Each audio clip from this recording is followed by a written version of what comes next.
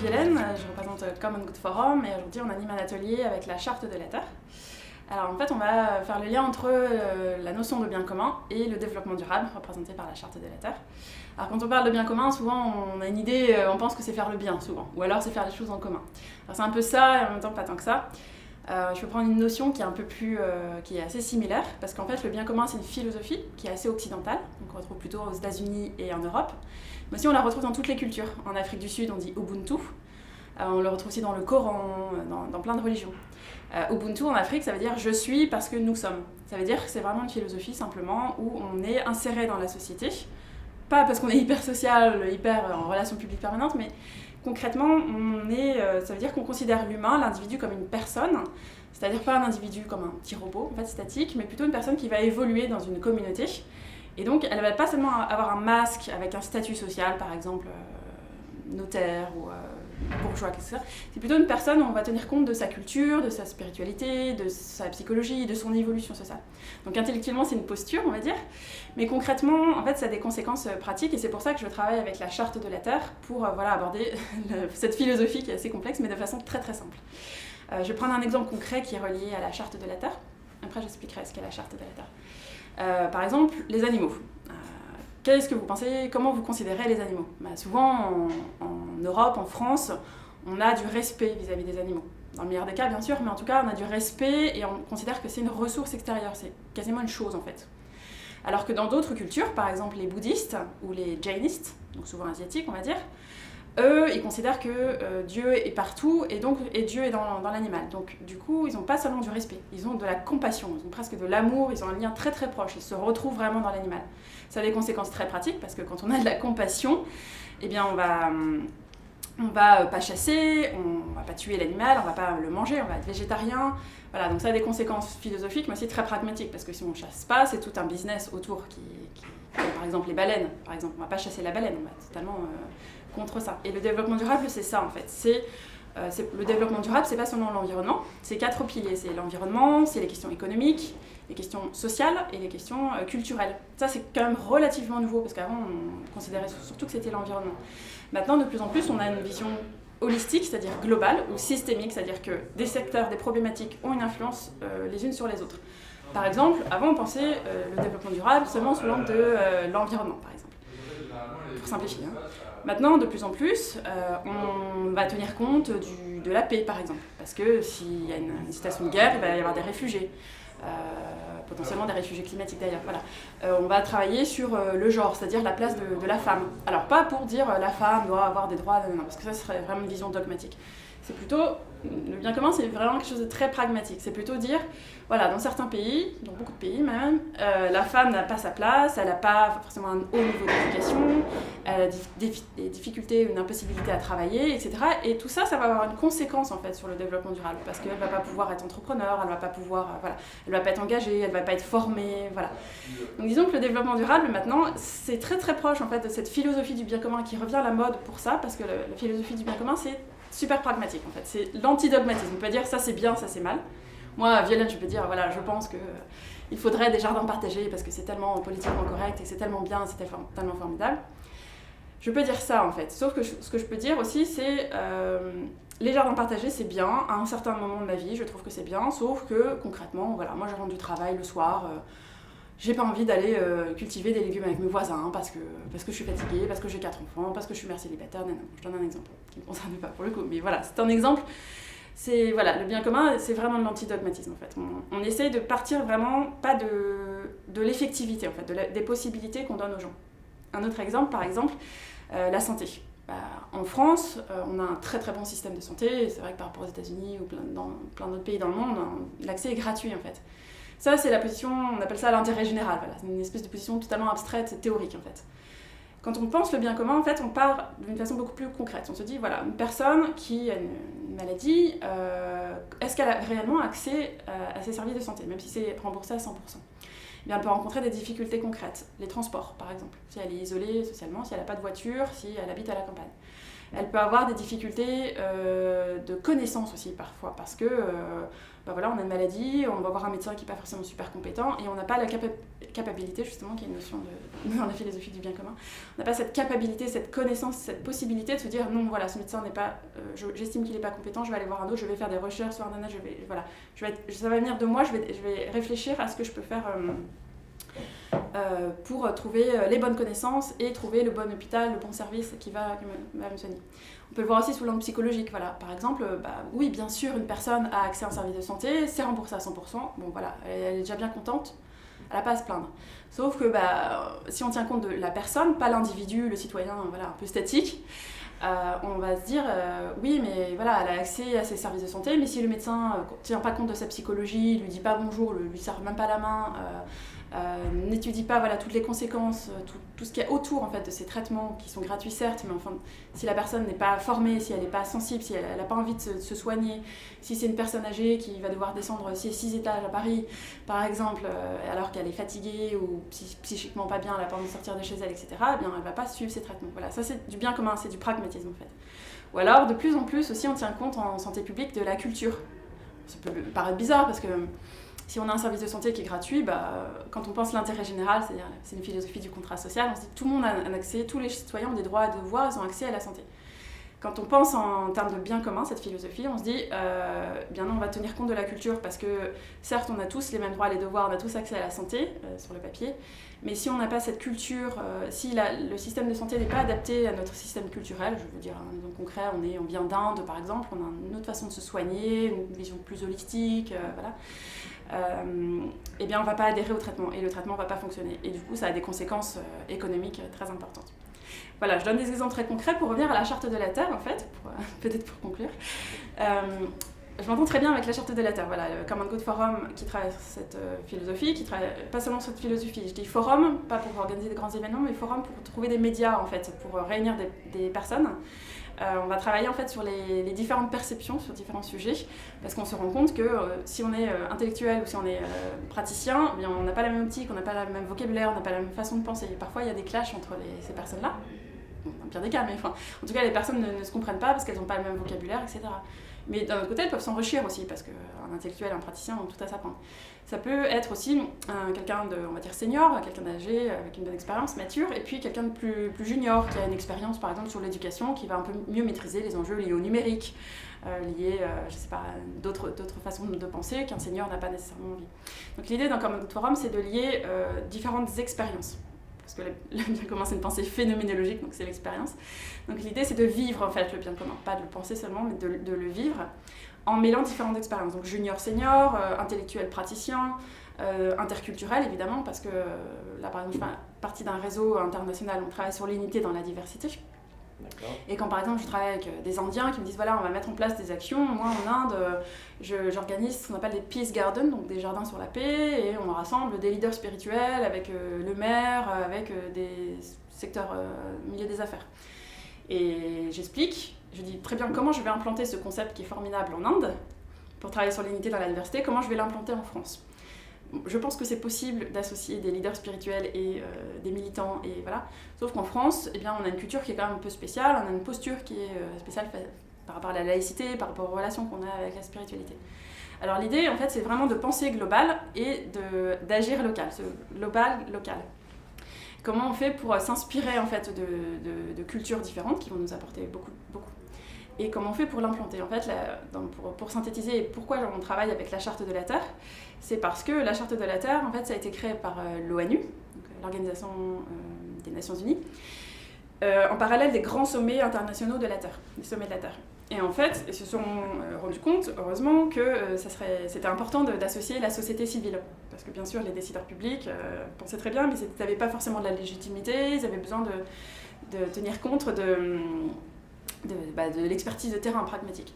Donc au fur et à mesure, en fait, avant la société civile était autour de ces grands sommets de la Terre très formels, et au fur et à mesure on les a intégrés en fait. Elles ont pris part, elles ont été vraiment partie prenante.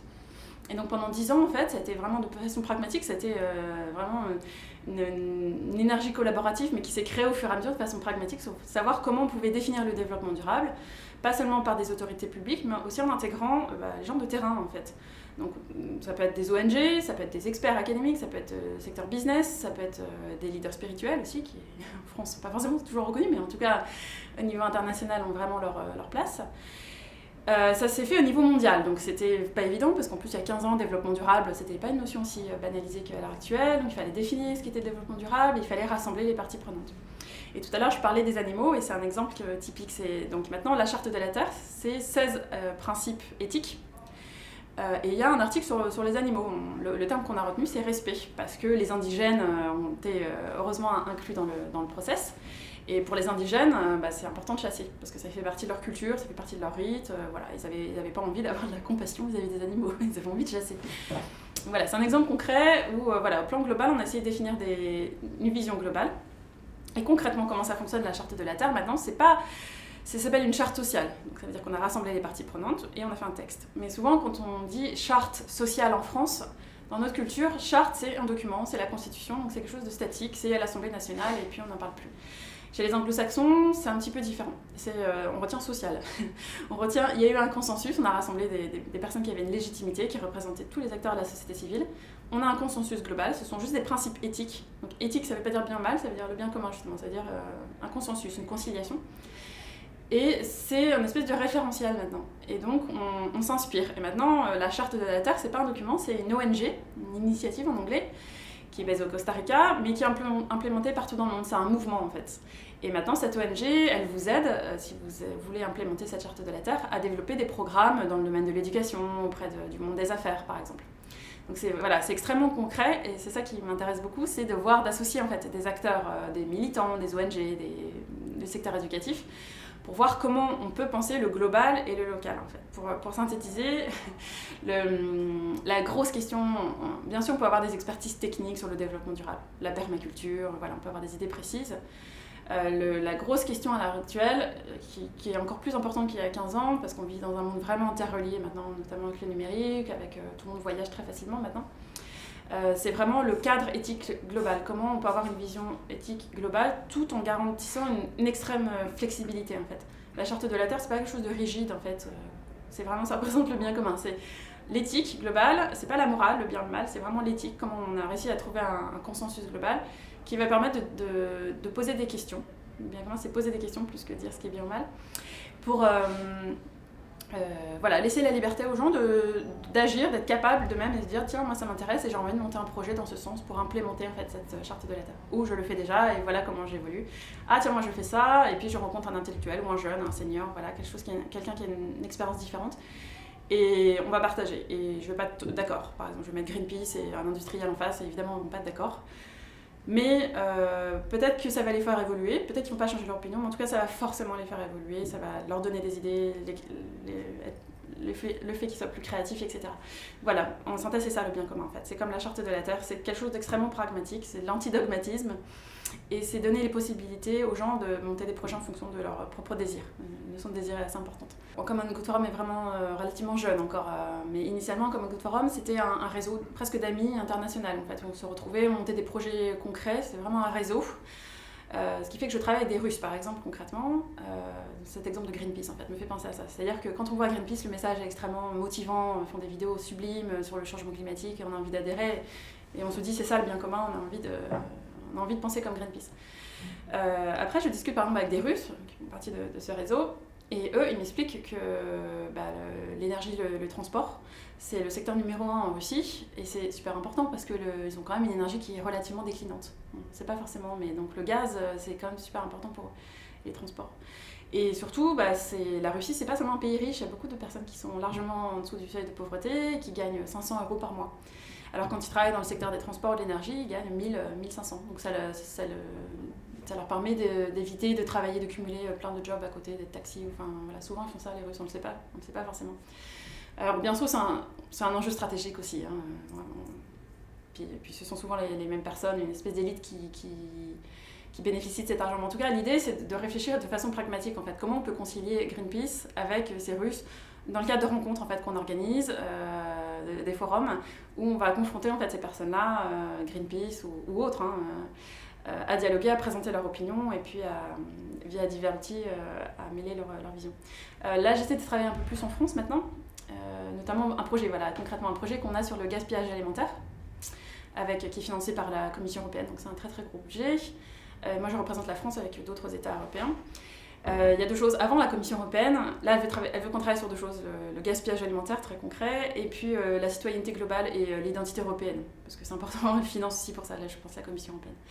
Avant, on aurait dit, voilà, le gaspillage, c'est mal, il faut faire ci, il faut faire telle pratique, il faut enlever les emballages alimentaires, il faut, différentes pratiques.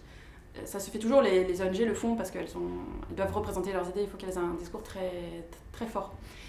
Nous, ce qu'on va faire dans le projet, il y a deux parties. Il y a une partie partie prenante, c'est-à-dire qu'on va rassembler l'ensemble des parties prenantes, encore une fois, des décideurs, des ONG, des experts, des représentants de la ville de Paris en l'occurrence. Et on va faire des groupes de travail, on va leur demander quelles sont les solutions, qu'est-ce que vous faites concrètement et comment l'ONG qui est... par exemple, en ce moment, il y a une pétition qui circule, en fait. Vous pouvez signer pour que les supermarchés donnent tout leur surplus à des SDF, par exemple. Je pense qu'on ne va pas vraiment fonctionner comme ça. On ne va pas dire aux supermarchés avec une posture morale, on ne va pas leur dire voilà, il faudrait que vous donniez tous vos légumes. On va dire ça, mais on va dire voilà, comment vous pourriez plutôt vous inspirer de l'innovation de telle ONG, comment vous pourriez recycler ces produits pour que... je n'ai pas d'exemple en tête, mais c'est eux de l'inventer. Comment vous pourriez recycler ces légumes, vous insérer dans un écosystème, trouver des solutions. Il faut que ça vienne de vous, en fait. Qu'est-ce que vous pensez pouvoir faire ? Donc ça, c'est la partie un peu concertation avec les parties prenantes dont je m'occupe. Après, il y a une partie un peu plus secteur éducatif. Donc avec une personne qui va aller dans les écoles, dans les lycées, vraiment le secteur éducatif, qui va faire des ateliers participatifs, etc. Et à nouveau, on ne va pas dire aux élèves il faut lutter contre le gaspillage alimentaire, c'est tellement... vous devez faire ci, ça, parce que c'est juste insupportable. Parce qu'en plus, on a tellement d'autres choses à gérer à l'heure actuelle que le gaspillage alimentaire. Il faut quand même que... Donc et in fine, quand on aura ces deux positions, on va les mêler ensemble. L'idée, c'est de faire un dialogue intersectoriel, éducatif et secteur public-privé, intergénérationnel, mêler des gens en fait, qui n'ont jamais l'habitude de travailler ensemble. Et on pense que c'est comme ça que l'innovation se met en place. Une fois qu'on aura trouvé une bonne innovation, on va faire du crowdfunding pour mettre en place cette innovation avec les lycéens. Ça, c'est au niveau français. Et après, au niveau européen, on va organiser des forums. Le prochain, c'est au mois d'octobre à Milan, puisque c'est l'exposition universelle qui est dédiée à l'alimentation et l'énergie. Et on va rédiger une charte sociale. Donc ça vient vraiment des citoyens. Et puis au niveau européen, on travaille sur le global local. Voilà, c'est ça le bien commun pour moi. Défiant la saison, justement, on va partir d'un exemple concret. Aujourd'hui, c'est la journée mondiale, je crois, de la forêt. Concrètement, comment on gère une forêt ? Est-ce que c'est la même chose en Suède ou en Europe, dans le sud de la France ? Non. On va partir d'un exemple très concret. On va plutôt justement utiliser beaucoup la charte de la Terre aujourd'hui. Je ne vais pas du tout parler philo. Et je vais leur faire vivre justement le bien commun concrètement. On va prendre des exemples concrets avec un match justement entre deux experts. Il y en a un qui va travailler sur l'éducation. Il a créé un jeu justement sur le développement durable pour mêler tous ces enjeux complexes. Donc vraiment, c'est encore du pragmatisme. Il y a un autre beaucoup plus jeune qui un étudiant de Sciences Po, mais qui travaille pour une association qui s'appelle Clamets. Qui va expliquer comment lui promeut en tant qu'ONG avec un discours très clair son discours, comment il promeut la lutte contre le changement climatique. Et puis il va discuter justement comment lui, avec sa posture très, très, très stricte en fait, très, très claire, il tient compte en même temps de cette diversité. On va travailler sur l'unité dans la diversité, mais à partir d'exemples concrets avec des ateliers, des jeux en fait. Parce que je suis un petit peu issue de l'école Montessori, je pense qu'on n'apprend pas on n'apprend pas en fait, on comprend les choses. Et le bien commun, je ne l'ai pas appris dans les livres Aristote. En fait, je l'ai appris d'expériences diverses, je l'ai appris instinctivement. Et je crois vraiment que parfois, il faut mieux apprendre les choses instinctivement et ensuite lire les choses pour structurer. Mais on ne peut pas apprendre un discours théorique. En tout cas, c'est ma posture. Mais D'accord. Voilà l'atelier pour Défiant les saisons qui est un super événement.